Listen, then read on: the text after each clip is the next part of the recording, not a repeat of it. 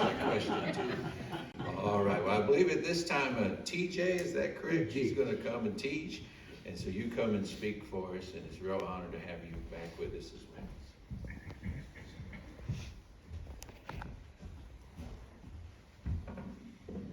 Hi there, everybody. My name's Tej. I'm the youngest of Christine's children, and Mom was pretty awesome.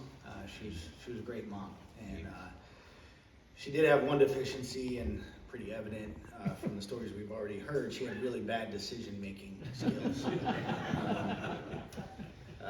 Dad used to say that Mom had an S on her chest when I was growing up. I was the youngest by 5 years, so I was a little bit of an only child for a few years. And Dad said the S stood for sucker.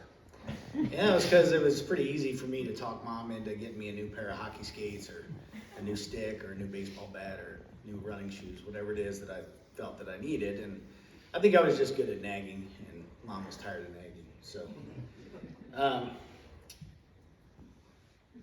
when I let some of my friends know back home in Maple Shade or that area that Mom had passed, they had some really nice things to say about Mom, and I wanted to share some of those today because I think they got to spend nearly as much time in my house as I did. Mom was three things for sure, and that was kind, courageous, and generous. And she was most generous with her love, and that was pretty evidenced by what my friends had to say. So some of those things: your mom was like a second mom to me.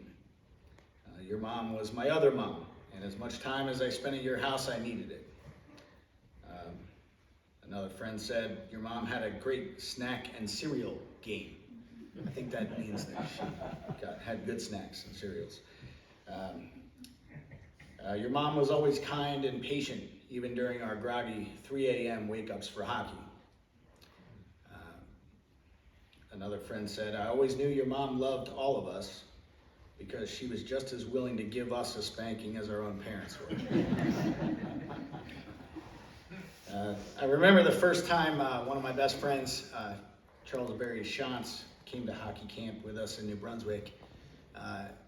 First day for him, it was, I think, my second or third year at camp. My brothers have been going for a long time.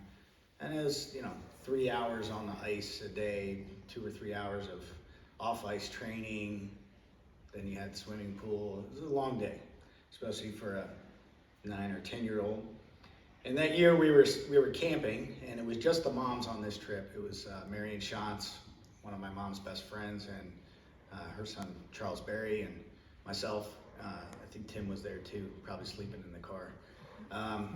Charles Barry had a long first day, and that next morning, when it was time to get up about 4:30, he didn't want to get up, and he was quite sore, quite tired, and didn't want to get up. And I was kind of used to this, so I was sitting in the back of the car, just saying, we're going to be late. What's going on? And I look over, and Charles Barry is hugged onto a tree like a koala bear, hands like this, legs around the tree, and Marion Fleck is standing there trying to reason with Charles Barry to get off the tree and get in the car. And I see Mom get out of the car, grab him by his waist and rip him off the tree and throw him in the car.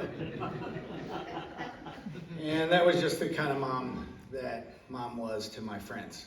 So always watching out for them. I gotta tell you that these last 2 weeks have been really special for me and for my mom.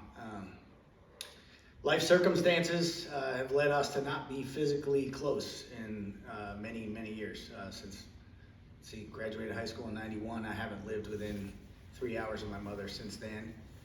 And I think both of us wished that was a little different, because if we were a little bit closer physically, that would allow us to be closer emotionally. And I think we both crave that.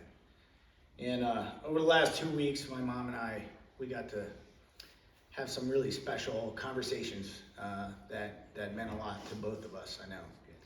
And I know that we were both blessed by that. And I'll just tell you that 10 days before Mom passed, she called me at my home from her nursing room, and I had the number saved on my phone, so it said Mom at the Laurels. And when I picked up the phone, I was sitting down to dinner with my family, and it was not Mom.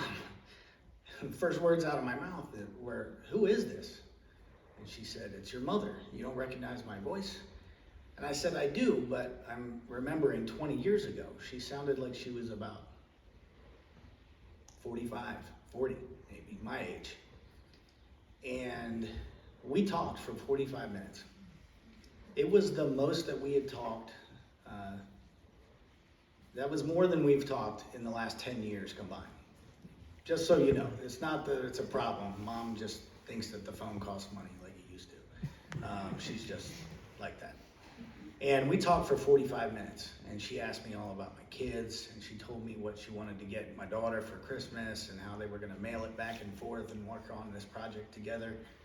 And it was, I looked at my wife after the conversation, and I said, "What was that?"